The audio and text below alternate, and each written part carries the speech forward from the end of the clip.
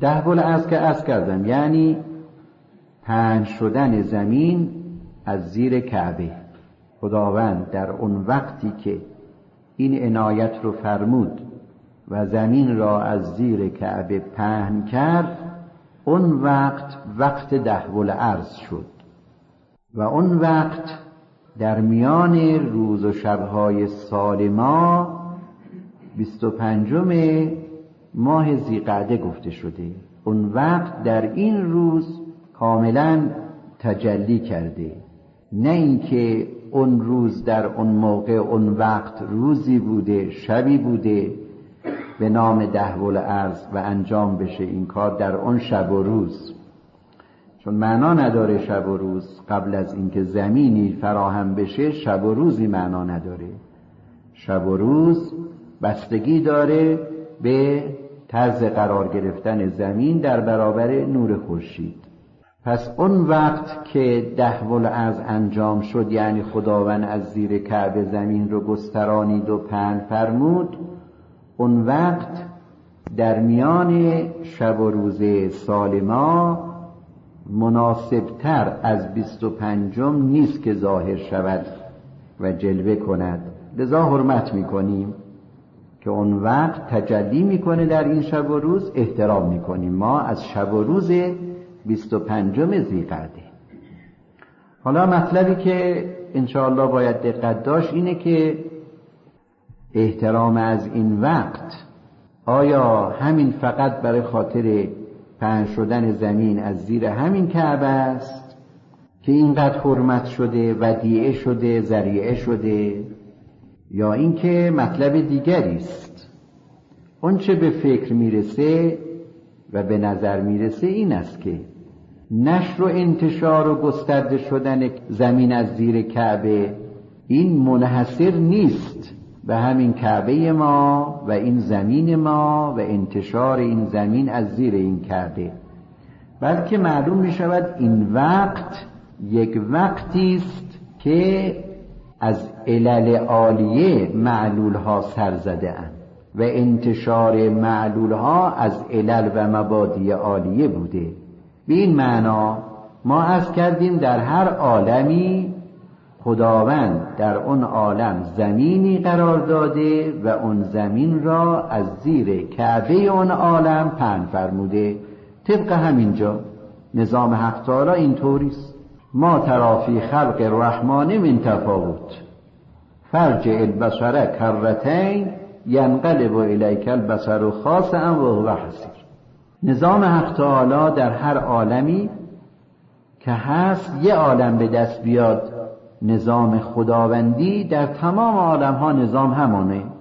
یعنی همچنان که در این عالم ما زمین ما از زیر خانه کعبه پهن شد و تمام زمینی ها به برکت این خانه در روی این زمین به وجود آمده و می آیند و همه قطعه های زمین از برکت این خانه به وجود آمده و به برکت این خانه باقی هستند و همه فیضها و برکتها و رحمتهای این عالم از همین خانه داره میرسه به همه قطعه ها و همه موجودات زمینی.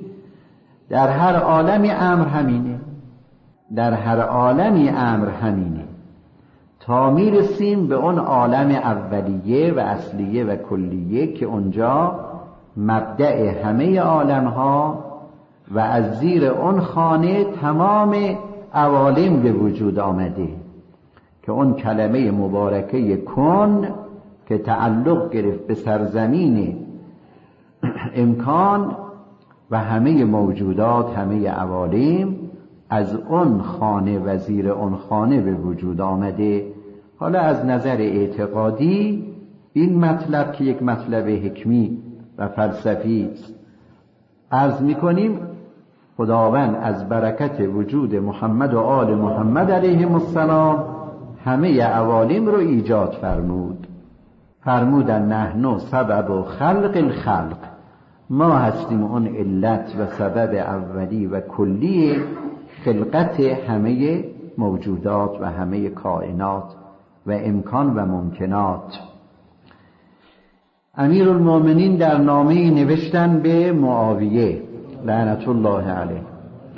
نوشتن اون بزرگوار صلوات الله علیه که نحن صنایع الله و الخلق بعد صنایع لنا، ما هستیم مخلوق خدا که خدا ما را صنعت و ایجاد فرمود و بقیه خلق همه مصنوعات ما هستند، یعنی به وسیله ما خلقت شدن. نه اینکه این بزرگوار بخواهد بفرماید ما مستقلاً خلق رو ایجاد کرده ایم تا اینکه خالق دو تا باشه، خداوند ایشون رو ایجاد کرده باشه، ایشان خلق رو ایجاد کرده باشن. اینطور نیست، شرکت سهامی الوهیت نیست که به شیخ مرحوم علی الله مقامه نسبت دادن دشمنان این بزرگوار و بیگانگان با مکتب وحی و تابعان مکتب‌های مختلف یونان و روم و اینها.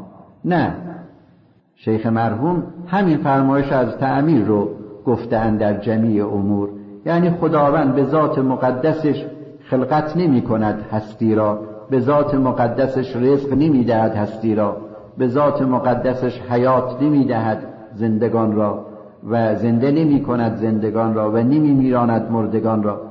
نه، بلکه به وسیله اسباب انجام میده و اون سبب کلی در جمیع اموری که خدا انجام میده و کارهای حق تعالی محمد و آل محمد علیهم السلام. خدا خالق است به ایشان، خدا رازق است به ایشان، خدا زنده کننده زندگان است به ایشان، خدا میراننده همه مردگان است به ایشان. این به ایشان که میگوییم پس استقلالی برای ایشان قرار نداده ایم تا شرک لازم بیاد.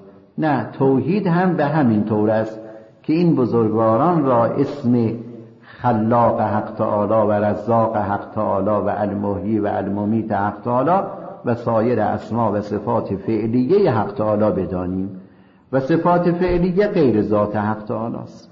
خب اینا در جاهای خودش بحث شده، بحث‌های طولانی با براهین و ما هم نوعا در مواضع خودش عرض کرده ایم.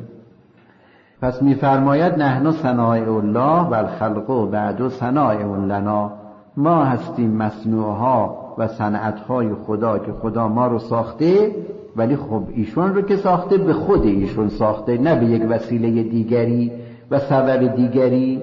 بعد ایشون رو سبب کلی برای خلقت همه موجودات قرار داده، لذا موجودات دیگر نسبت به این سبب پیدا می‌کنند.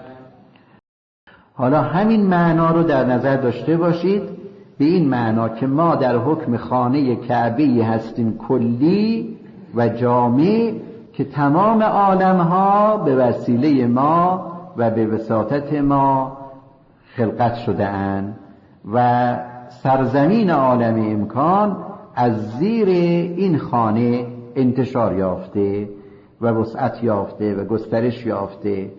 پس اون وقت بالاخره وقتی داشته دیگه، وقتی مناسب خودش، اون وقت در همین 25 ذی‌قعده ظاهر می شود. روز 10 است که گفته میشه و اینقدر حرمت داره، اینقدر کرامت داره، ودیعه الهی است در میان ما، ذریعه ما و وسیله توجه و تقرب ما به درگاه خداست. احترام کردن از این در واقع داریم احترام میکنیم از اون وقت شریفی که میگذرد بر مقام علیت کلیه و سببیت جامعه محمد و آل محمد علیهم السلام برای خلقت جمیع عوالم امکانی.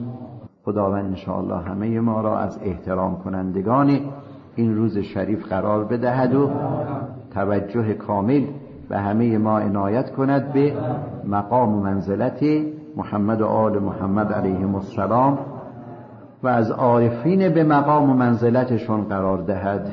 نور بصیرت و معرفت و محبتشون رو انشاءالله در دلهای ما روز به روز زیاده گرداند، با این نعمت ما را زنده بدارد و با این نعمت ما را از دنیا ببرد. اللهم صل علی محمد و آل محمد.